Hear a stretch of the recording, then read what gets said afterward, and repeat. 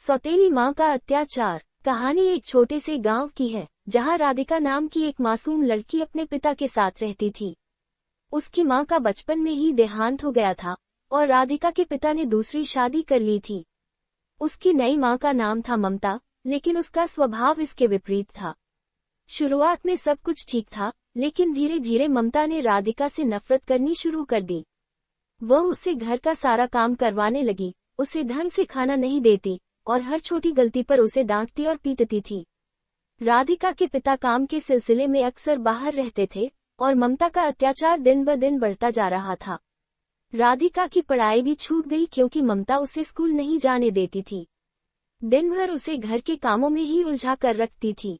पड़ोसियों ने कई बार राधिका को देखा, लेकिन उसकी दर्द भरी आंखों से वे सब कुछ समझकर भी चुप रहे, क्योंकि गांव में सौतेली माँ से जुड़े अत्याचारों को लोग अक्सर अनदेखा कर देते थे। एक दिन जब राधिका का पिता घर लौटा, तो उसने देखा कि उसकी बेटी बेहद कमजोर और उदास है। जब उसने राधिका से पूछा, तो उसने डर के मारे कुछ नहीं बताया, लेकिन उसके चेहरे पर छिपे दर्द को एक पिता समझ गया। फिर एक दिन, जब ममता ने राधिका को मारने की कोशिश की, तो पड़ोस की एक महिला ने ये सब देख लिया।